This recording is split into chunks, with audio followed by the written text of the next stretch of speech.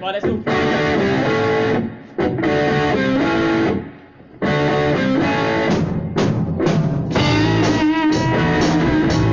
Hi guys, welcome to today's blues lesson. I believe lesson 6 already. So today I'm going to basically do a lesson talking about improvising solos. So that's what I'm going to try and do. So there's going to be a bit of talking, and then I'm going to try and play a few example solos. But basically what conceptually the idea is that we've gone through a number of licks already. I think it was like 13 or something.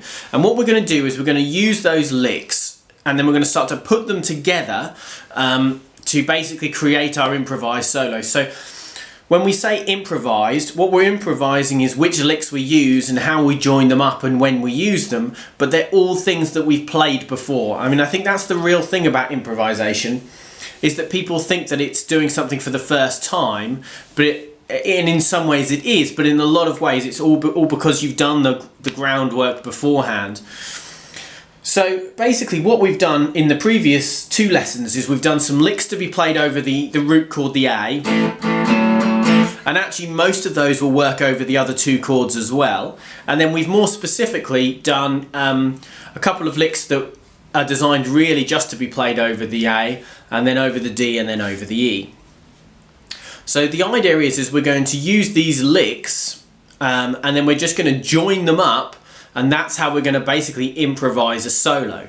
Okay, so let's just basically go through some of the licks we've got so far. So over the A chord we've got, then we've got,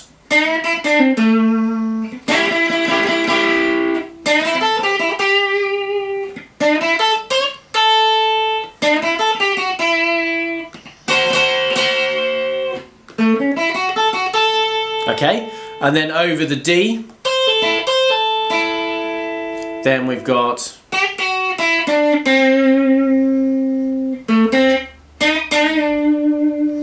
like that one. And then over the E we've got.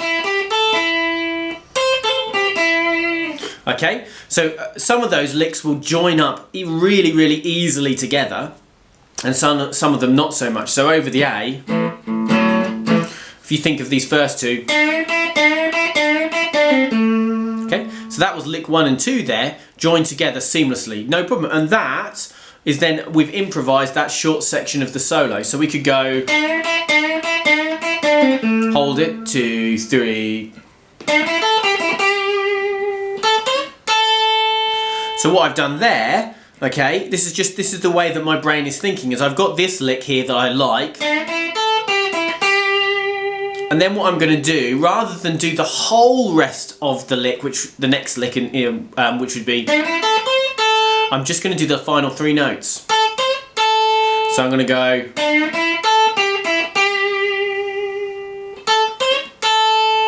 so I'm not doing a new lick, but I am, because I'm putting together 2 sections of, so one of the licks in full and then a little bit of another one. And that is basically what I'm going to do when I'm improvising these solos. I'm going to do the same things over the kind of the D, so I could go.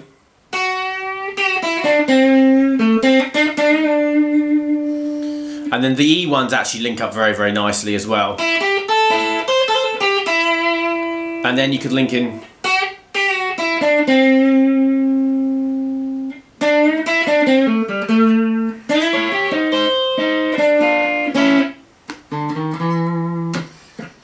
And obviously we've done that little turnaround which we can throw in as well.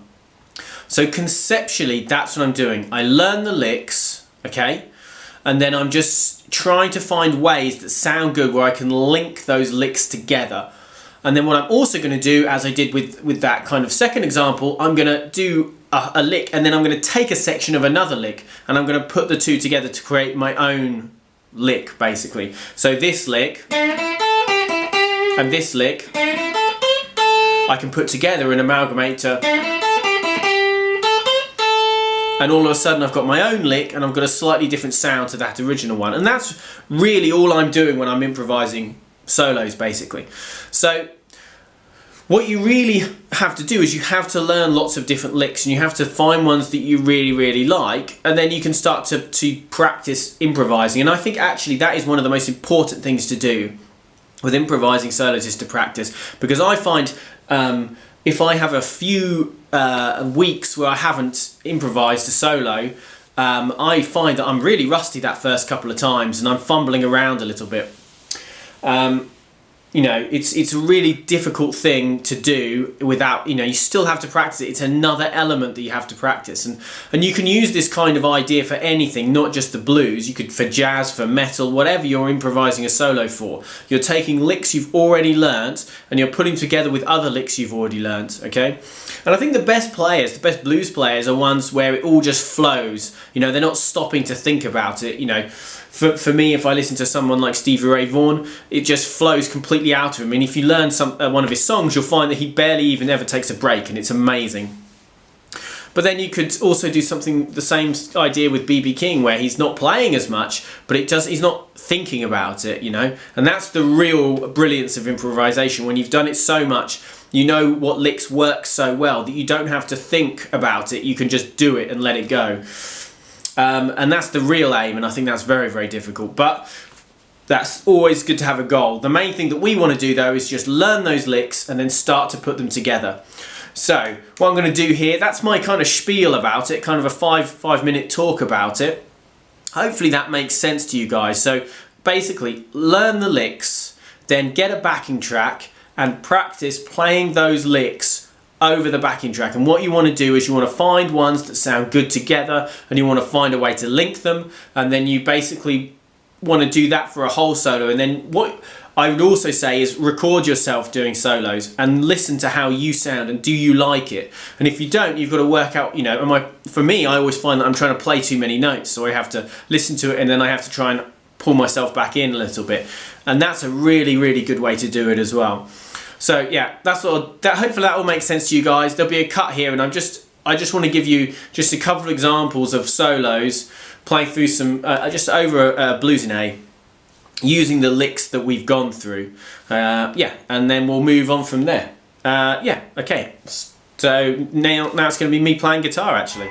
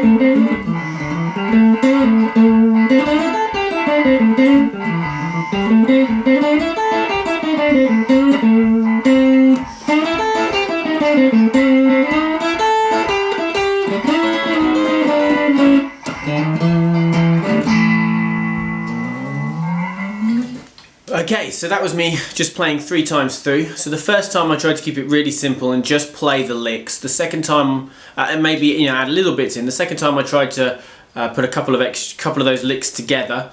And then the third time was me just improvising as I normally would. It's really difficult when you're trying specifically to play just a few licks. So, but hopefully you get the point across. You can see kind of how I'm developing it from the first bit where I'm just playing these licks I've learnt. The second time when I'm trying to put them together a little bit more, although I have to admit I did struggle a little bit. And then the third time you can hear that me playing more my natural style, and you can hear that I played a lot more notes. There's a lot more repetition going on.